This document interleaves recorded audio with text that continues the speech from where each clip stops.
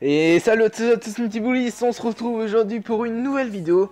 Donc aujourd'hui, Supercell ont annoncé un nouveau rééquilibrage. Du coup, j'aimerais bien un petit peu donner mon avis et comment je vois un petit peu l'avenir de mon deck. Voilà, je sais pas si on fera des variantes ou quoi.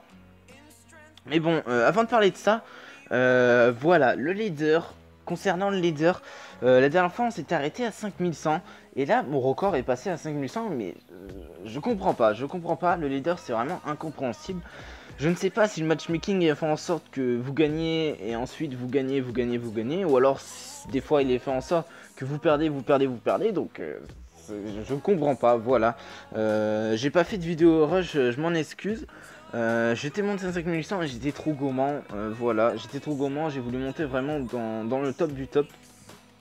Malheureusement, ça n'a pas été fructueux et je suis redescendu vraiment très vite. En même pas une heure, j'ai perdu 400 trophées, j'ai pas compris. Mais bon, c'est pas le sujet de la vidéo. Aujourd'hui, on va parler du rééquilibrage, comme je vous l'ai déjà dit.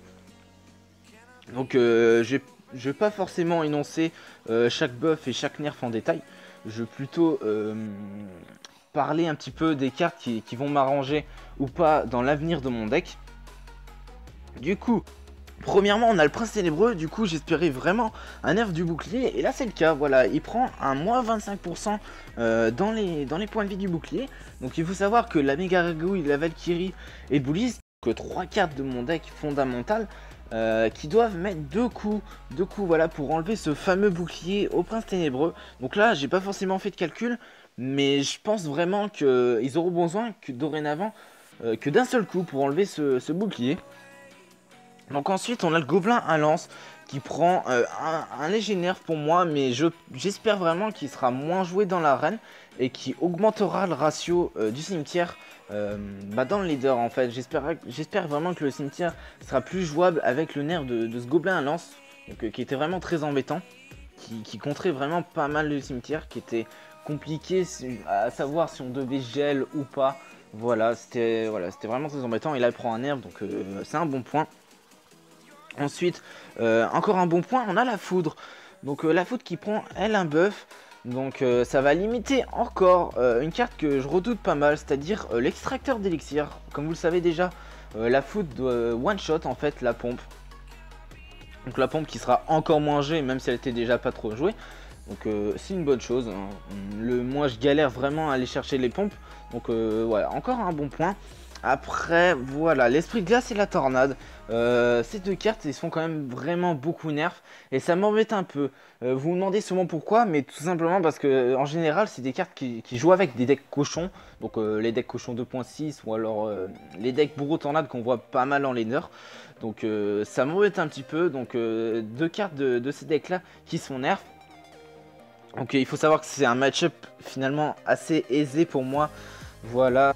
Après, si je dois vraiment faire une méta un peu globale, je dirais, je verrai un peu plus de deck golem, de deck PK, pourquoi pas, et du lockbait aussi. Pourquoi? Ben voilà, il y a quand même 3 cartes qui se font buffer dans ce rééquilibrage, c'est-à-dire le Fua Barbare, le Chevalier et le Goldman Sarbacane, qui peuvent être potentiellement jouables dans du lockbait, donc c'est encore une bonne chose pour moi. C'est un deck que je gère plutôt pas mal, malgré toutes les variantes du lockbait. Donc le Bullis qui fait tous ses dégâts zone et tout. Donc non, en conclusion, vraiment, Supercell a très bien choisi les cartes à modifier. Et c'est un très bon équilibrage, vraiment. Limite un des meilleurs qu'ils ont fait, vraiment. Et pour moi, voilà, concernant mon deck, je pense qu'il sera plus jouable. Mais sans plus, vraiment sans plus, puisqu'il n'y a aucune carte qui se fait toucher dans mon deck à part le gang de gobelins. Donc c'est rien, franchement c'est rien. Le gang de gobelins j'utilise plutôt pour faire les DPS. Du coup voilà, c'était juste pour parler de ça. La vidéo aura été assez courte, mais voilà, petite surprise, voilà, pour ceux qui sont restés jusqu'à la fin. Le coffre de clan, voilà, le tout dernier, vraiment le tout dernier. Donc il faut savoir que depuis le début de la mise à jour des coffres de clan, je n'ai eu qu'une seule légendaire. Malgré que j'ai quitté mon clan et que j'en ai loupé certains. Et voilà, c'est le dernier. Donc on va l'ouvrir sans plus tarder. Si j'ai une légendaire, j'aimerais bien de la princesse, honnêtement. On a 8 sur 10. Donc on va l'ouvrir tranquillement. Donc les communes, c'est vraiment pas intéressant. On va passer ça rapidement.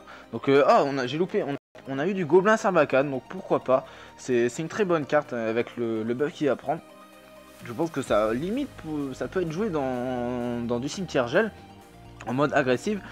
Et voilà, malheureusement on n'a pas de légendaire, donc j'aimerais bien tout de même de la bonne épique. Si je dois en prédire une, je peux pas forcément dire quelle épique je veux. Je vais plutôt prédire, parce que vraiment je ne souhaite aucune épique, j'ai plus d'épique à monter. Donc je verrai bien de la tornade, allez pourquoi pas.